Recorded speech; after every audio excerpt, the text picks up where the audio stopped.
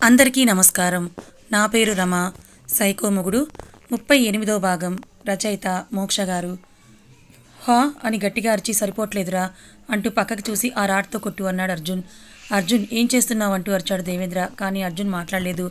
అర్జున్ని కొట్టిన మనిషి తన శక్తిని మించి కొడుతున్న అతన్ని కొట్టిన చోటల్లా అతని ఒంట్లో రక్తం కారుతున్న చీమ కుట్టినట్లుగా కూడా అనిపించకుండా నిల్చున్న అతన్ని చూసి అర్జున్ వరుస అర్థం కాక డేవిడ్ వంక చూశాడు.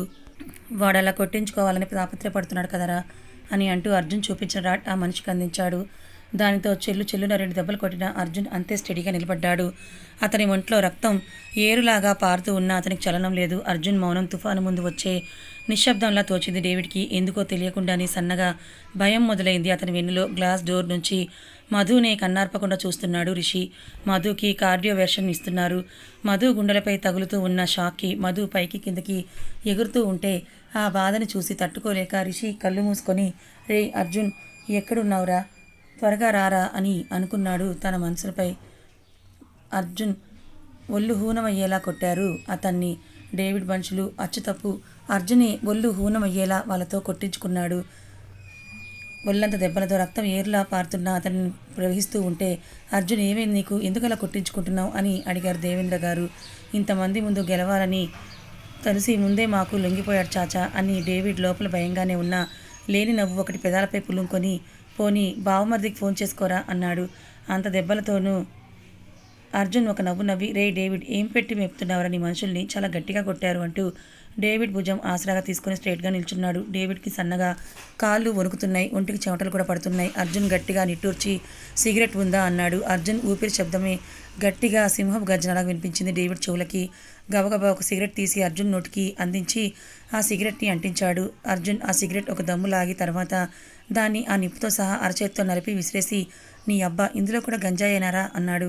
ఎందుకో ఆ వాతావరణం కొంచెం తేడాగానే అనిపించింది డేవిడ్కి. భయంగా గుటకలు మిగుతూ, రే అర్జున్ నిన్ను వదిలేస్తున్నాను, నువ్వు వెళ్ళిపోరా అన్నాడు. అర్జున్ ఇంకొకసారి నవ్వి అతను పీల్చిన సిగరెట్ పొగ డేవిడ్ మొహం మీద ఊది, ఇంతవరకు నేను నీ మనుషుల చేత కొట్టించుకుంది నాకు ధైర్యం లేక అనుకుంటున్నావా అంటూ పొగరుగా నవ్వి, భార్య భర్తలో సగం అంటారు కదా, అందుకే ఇది, కానీ ఎవరి బాకీ ఉంచుకోవడం నాకు రాదు కదా, నాకు నా పెళ్ళానికి ఇచ్చిన దాన్ని తిరిగి ఇచ్చేస్తాను అంటూ డేవిడ్ అలర్ట్ అయ్యేలోపే బలంగా గుప్పిడి బిగించి అతని పొట్టలో గుద్దాడు. అమ్మా అని అరుస్తూ ఆమెడ దూరంలో పడిన డేవిడ్ని చూసి, అబ్బా నీకంటే గట్టిగా నాకే తగిలింది కదరా అంటూ పిడికిలు విదిలించి, ఏం తింటావురా ఇంత స్ట్రాంగ్గా ఉన్నావంటూ కింద పడ్డవాడిని పైకి లేపి పట్టుకున్నాడు. డేవిడ్ని కొట్టడంతో అతన్ని కొట్టడానికి అని వచ్చిన అతని మనుషులను ఒక్క చూపు చూసి, వీడు మీకు ఏదైనా బీభత్సమైన హెల్ప్ చేసి వీడి కోసం ప్రాణాలు అర్పించినా తప్పు లేదు అన్న కమిట్మెంట్ ఉన్నవాడైతేనే రండి నా దగ్గరికి, లేదంటే నా జోలికి వచ్చాక చెప్తాను, ఏ శవం ఎవరితో కూడా గుర్తుపట్టలేరు మీరు అని వాళ్ళందరికీ కూడా వార్నింగ్ ఇచ్చాడు అర్జున్.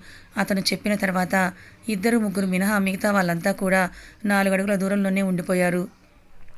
కొన ఊపిరితో కొట్టుకుంటున్న మధుని చూసి తట్టుకోలేని రిషి హృదయం అక్కడే ఆ గోడకి జారబడి కూలబడిపోతే అతని దగ్గరికి వెళ్దామనుకున్న శశికి ఎందుకు ఆ ప్రయత్నం ఆపేసి ఆకలని అడుగుతున్న పిల్లాడిని తీసుకుని క్యాంటీన్ వైపు వెళ్ళింది. రిషి నిట్టూర్చి అక్కడే జారబడి మధు ఆలోచన సతమతమవుతున్న అతని దగ్గరికి గోపీనాథ్ గారు వచ్చి తనతో పాటు నేలపై కూర్చొని, ఏమైందన్న అని అడిగారు. చాలానే అయ్యింది డాడీ, కానీ మీరు అనుకుంటున్నట్టు అర్జున్ చెడ్డోడైతే కాదు, అర్జున్ చాలా మంచోడు, ఇప్పటి వరకు ఇంట్లో జరిగిన విషయాలకి ఏవీ అర్జున్ కారణం కాదు అంటూ చెంపలపై నీటిని తుడుచుకున్నాడు. ఆ మాటకు ఆయన ఆశ్చర్యంగా చూస్తూ, మరి ఈ విషయం ముందే తెలుసా నీకు అని అడిగాడు. రిషి హెడ్ నోట్ చేసి, అదంతా పెద్ద కథ, మీ ఎవరికి తెలియకుండా నేను అర్జున్ పెద్ద మాఫియాని రన్ చేస్తున్నామన్నాడు. ఈ మాటతో గోపీనాథ్ గారి మొహం కత్తి వేటుకు నెత్తురు చుక్కలేదు. రిషి ఆయన కళ్ళలోకి చూస్తూ, డాడీ నేను మీ పెంపకంలో పెరిగిన వాడిని, నేను తప్పు చేశానని మీకు అనిపిస్తే ఇప్పుడు నన్ను ఇంట్లోంచి గెంటేయండి, మీ కంటికి కనపడకుండా నేను వెళ్ళిపోతాను అని అన్నాడు రిషి.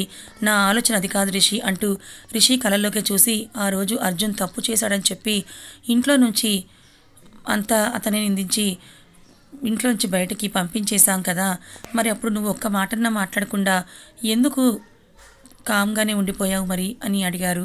చెప్తున్నా కదా డాడీ అదంతా పెద్ద కథ అని, దేవుడి దయవల్ల మధుకి ఏమీ కాకపోతే తనతో పాటు జరిగింది మొత్తం అందరికీ చెప్తాను అని తిరిగి మధు వంక చూశాడు. ఇంకా కొనవూపిరితో కొట్టుమిట్టాడుతూనే ఉంది మధు. తనను అలా చూసిన గోపీనాథ్ గారి కళ్ళు తుడుచుకొని, అది అంత బాధ భరిస్తుంటే చూడలేకపోతున్నాను రిషి అన్నారు.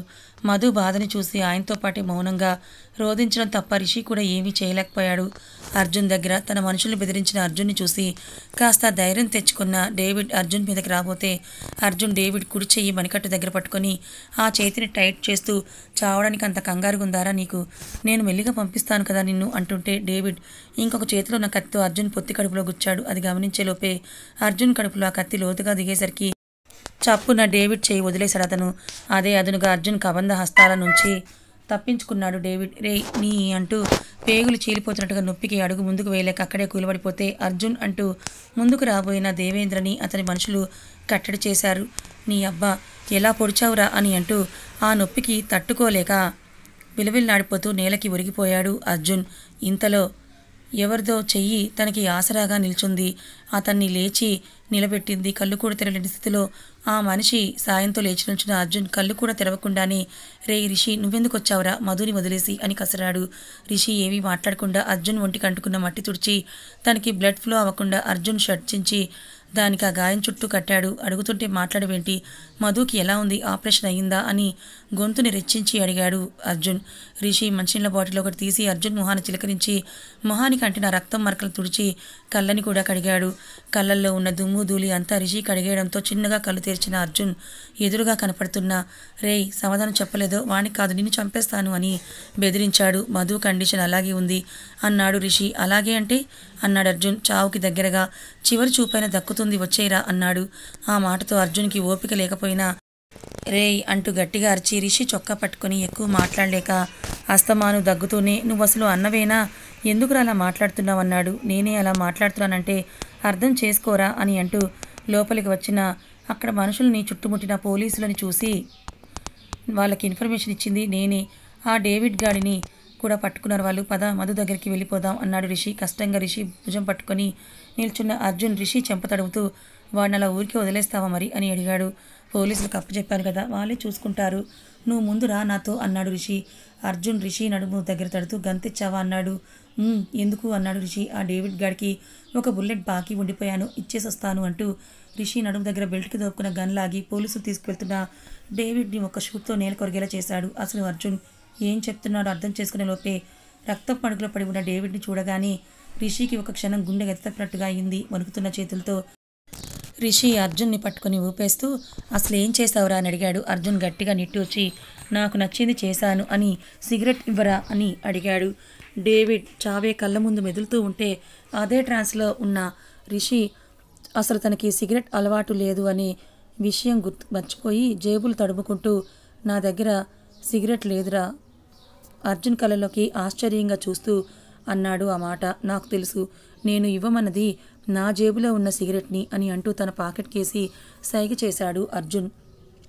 అందులో నుంచి సిగరెట్ లైటర్ తీసి అర్జున్ చేతికి అందించాడు రిషి. అర్జున్ రిషికేసి ఒక కన్నింగ్లు ఇచ్చి అంకుల్ ఆంటీ నా దగ్గర సేఫ్, మీరు బయటకు వెళ్ళండి అని దేవేంద్ర గారికి చెప్పి రిషితో మధు దగ్గరికి వెళ్దాం నన్ను కంగారు పెట్టి నువ్విక్కడ గెడకరలా బిగుసిపోయావి అని రిషితో అన్నాడు. ఆ మాటకు తేరుకొని రిషి అర్జున్ని బయటకు నడిపిస్తూ ఉంటే అర్జున్ తన సిగరెట్ వెలిగించుకొని నిప్పుతో సహా ఆ లైటర్ని ఆ గోడౌన్లోకి విసిరేసరికి అక్కడున్న ఇన్ఫ్లేమబుల్ ఐటమ్స్కి ఆ మంట తాకి గోడౌన్ ఒక్కసారిగా బ్లో అయిపోయింది.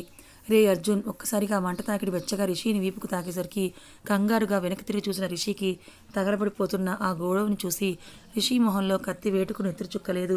అర్జున్ ఏమైందిరా అని అమాయకంగా అడుగుతున్న రిషిని చూసి అర్జున్ నవ్వుతూ వాడి డ్రగ్స్ మొత్తం తగలబెట్టేశాన్రా అన్నాడు. ఎందుకో ఆ క్షణం అర్జున్ నవ్వు చూస్తే భయం వేసింది రిషికి. ఇన్నాళ్ళు వాళ్ళు చేసింది ఇలాంటి పనులే అయినా ఎప్పుడూ అర్జున్ ఇంత వైల్డ్గా బిహేవ్ చేసిందే లేదు. ఇన్నాళ్ళకి పూర్తిగా విలన్లా మారిన అర్జున్ చూస్తుంటే రిషికి సన్నగా వెన్ను వణికింది. గుడ్ స్టెప్ సార్, మీ వల్ల సొసైటీకి చాలా మంచి జరిగిందంటున్న పోలీసుల వంక చూసి ఆహా, నేను చేసిన ఈ పని సొసైటీకి ఏదో మంచి చేయాలన్న ఉద్దేశంతో కాదు, నా వైఫ్కి జరిగిన దానికి ప్రతిఫలంగా మాత్రమే చేశాను, ఆ మాత్రానికే దండలు సామానాలంటూ నా ప్రాణం తీయకండి అని ఇంకా నోరెళ్ళబెట్టి చూస్తున్న రిషితో హాస్పిటల్కి వెళ్దామా అన్నాడు. రిషి అర్జున్ని చూసి గుటకలు మింగుతూ తల నిలువుగా ఊపుతూ అతన్ని కారు వరకు నడిపించుకొని తీసుకొని వెళ్ళాడు.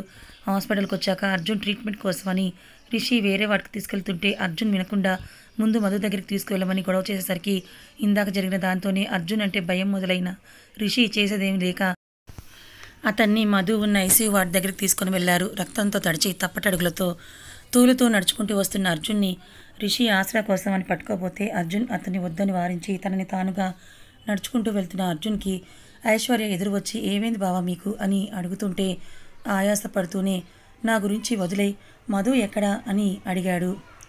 అయ్యో బావా, మధు కాదు, ముందు నీ పరిస్థితి చూసుకో, నీ గురించి నువ్వు చూసుకున్నావా, నా మాట విని నాతో రా అని అంటూ ఐశ్వర్య అతన్ని డాక్టర్ దగ్గరికి తీసుకొని వెళ్ళే ప్రయత్నం చేస్తూ ఉంటే అర్జున్ ఆ చేతిని విసిరికొట్టి, ఏయ్ నా చేతిని వదులు, చెప్తే అర్థం కదా, మధు ఎక్కడా అంటూ అతను అర్జున్ అరుపుకి ఐశ్వర్య భయంగా చూస్తుంటే రిషి ఐశ్వర్యని పట్టుకొని తన వెన్ను తట్టి అర్జున్కి మధు ఉన్న రూమ్ చూపించాడు. గ్లాస్ డోర్ నుంచి మధుని ఒక క్షణం చూసి ఇంకా ఆగలేక తలుపు తోసుకొని మధు దగ్గరికి వెళ్ళిన అర్జున్ ప్రశాంతంగా పడుకున్న మధు తల నిమిరి మధు చెవి దగ్గర బంగారం అని పిలిచాడు. అర్జున్ పిలుపుకి ఏమో మధు ఒక్కసారిగా రియాక్ట్ అయ్యి ఊపిరి అందనట్టుగా పైకి కిందకి ఎగిరెగిరి పడుతుంటే ఒక క్షణం తనని అలా చూసి గుండె ఆగిపోయింది అర్జున్కి.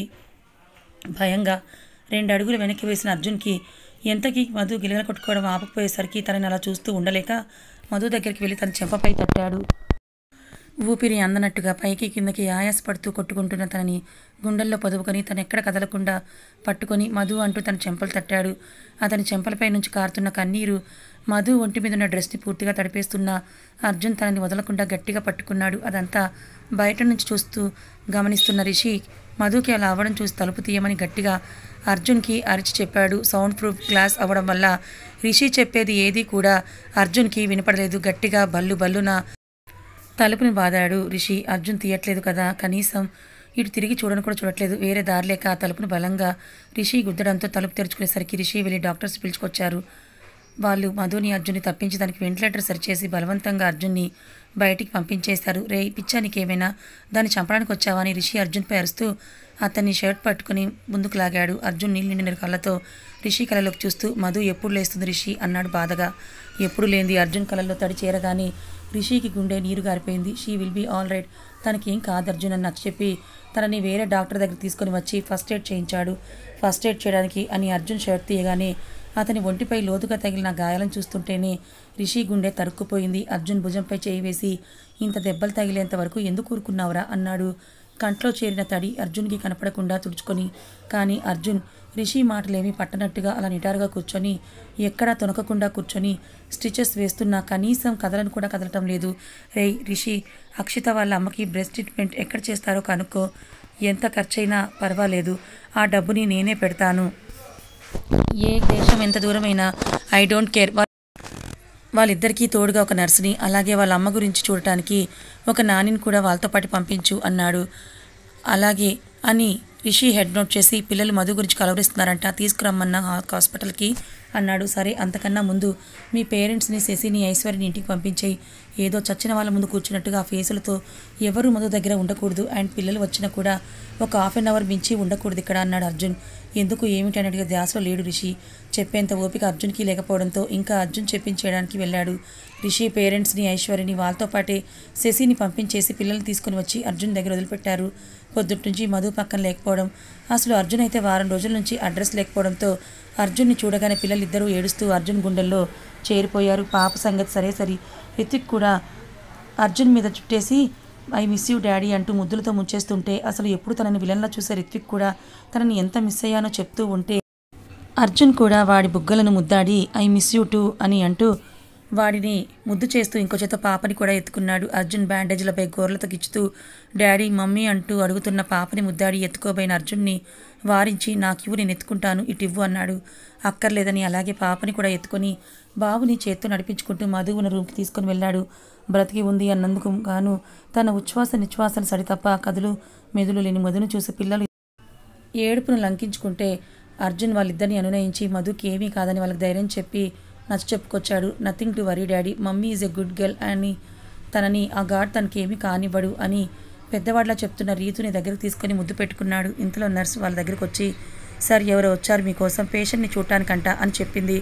సరే పంపించండి అయితే అని ఒడిలో పిల్లలిద్దరిని దించి మధుకి చెరువు పక్క కూర్చోబెట్టి వాళ్ళు వచ్చే కంటే ముందే డోర్ తీశాడు అర్జున్. ఎదురుగా దేవేంద్ర, ఆ పక్కనే వీల్ చైర్లో వాళ్ళ భార్య చలనం లేకుండా పడుకున్న ఆవిడని చూడగానే అర్జున్ మనసులో ఏదో గిల్టీ. అర్జున్, పిల్లల్ని ఒకసారి మీ ఆంటీకి చూపిద్దామని తీసుకొచ్చాను, ఇబ్బందిగా అన్నారు ఆయన. రండి అని అంటూ వాళ్ళకి దారి ఇచ్చిన ఆవిడ వీల్ చైర్ని తనే స్వయంగా తోసుకుంటూ లోపలికి తీసుకొని వచ్చాడు అర్జున్. బెడ్ మీద మధు చుట్టూ చేతులు వేసి అటు ఇటు పొరలాడుతున్న రీతు వచ్చి వాళ్ళని చూడగానే వినయంగా లేచి నిల్చొని కొత్త వాళ్ళు ఎవరా అన్నట్టు చూస్తుంటే అర్జున్ బాబుని బెడ్ మీద నుంచి కిందకు దింపి వెళ్ళు వాళ్ళ దగ్గరికి అని రీతుని ముందుకు తోశాడు. ఆయన బాబుని దగ్గరికి తీసుకొని బాబు మొహంలో మొహం పెట్టి చూశారు. అర్జున్ పోలికలు డామినేట్ చేస్తున్న కళ్ళు ముక్కు అక్షితని తలపిస్తూ ఉంటే ఆయనకి అక్షిత కళ్ళ ముందు మెదలగానే కళ్ళల్లో నీళ్లు తిరిగి బాబుని గుండెలకి హత్తుకొని కాసేపు వాడిని ముద్దాడి బాబుని ఆవిడ ఒళ్ళో కూర్చోబెట్టి ఎవరో చూడు అన్నారు ఆవిడతో. కళ్ళార్పడం తప్ప మరేమీ పని చేయని ఆవిడ ఆ కళ్ళతోనే వాడిని ప్రేమగా తడుగుతూ ఉంటే అర్జున్ వాళ్ళు ఇద్దరిని అలా చూస్తూనే ఉండిపోయాడు. మధుకి ఎలా ఉంది అర్జున్? గంభీరంగా వచ్చిన దేవేంద్ర గారి గొంతుకి వేరే లోకంలో ఉన్న అర్జున్ తడబడి ఆయన వైపు చూసి అడిగింది సరిగ్గా వినపడక ఏంటి అంకుల్ అన్నాడు. మధుకి ఎలా ఉంది కాస్త స్వరం తగ్గించి అడిగారు ఆయన. ఇలాగే ఉంది అని మధుని చూసి నిట్టూర్చి పిల్లల్ని చూస్తే ఆయన తనలో చేంజ్ వస్తుందేమో అనుకుంటున్నాను అన్నాడు. I can feel your pain Arjun. గత 5 సంవత్సరాలుగా నేను అనుభవిస్తూనే ఉన్నాను కదా. మధు దగ్గరికి జరిగి మధు పక్కనే పడుకొని కొత్తగా వచ్చిన వాళ్ళని చూస్తూ కల్లారుతున్న పాపను చూసి నవ్వుతూ తన చెయ్యి తన తల నిమురుతూ ఉంటే పాప గబాల్నాని చైన్ పట్టుకొని తాత అంది వచ్చిరని మాటలతో ఆ మాటలకి ఆయన మురిసిపోతూ అర్జున్ని చూశారు. ఇప్పుడిప్పుడే మాటలు వస్తున్నాయి తనకి అంటూ పాప తల నిమిరాడు అర్జున్. ఆయన పాపనెత్తుకొని ముద్దాడుతూ ఉంటే రిషి చెప్పాడు, ముందు అనుకున్నట్టే ఇద్దరం లండన్ వెళ్ళిపోతాం, రిషిని అన్నీ చూసుకుంటానంటున్నాడు. వెళ్తే పిల్లల్ని చూస్తామో లేదో అని చూడాలనిపించి వచ్చాను అన్నారు ఆయన. అర్జున్ ఏమీ మాట్లాడలేదు. మధునే కన్నార్పకుండా చూస్తూ ఉన్నాడు అంతే. అర్జున్ బాబు ధ్యాసలో ఉండి వాడికొక్కడికే తీసుకొచ్చాను అని ఒక గోల్డ్ చైన్ తీసి అర్జున్ చేతిలో పెట్టి పాపకి ఏమైనా ఇద్దామని జేబులు తడిమారు.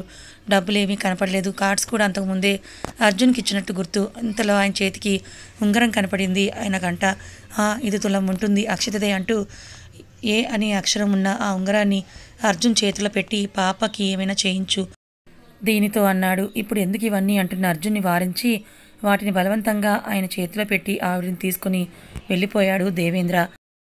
కథ ఇంకా ఉంది. మరి మధు పరిస్థితి ఏంటి? నిజంగానే మధు చనిపోతుందా? మధు చనిపోతే మరి అర్జున్ బ్రతకగలరా? మధు అర్జున్ల ప్రేమ విషాదంగా ముగుస్తుందా ఏంటి? తెలుసుకోవాలనుకుంటే ఛానల్ని ఫాలో అవ్వండి. కథ నచ్చితే లైక్ చేయండి, మరికొంతమందికి షేర్ చేయండి. ఇలాంటి మరిన్ని మంచి కథల కోసం మన ఛానల్ని సబ్స్క్రైబ్ చేసుకోండి. Thank you so much for watching.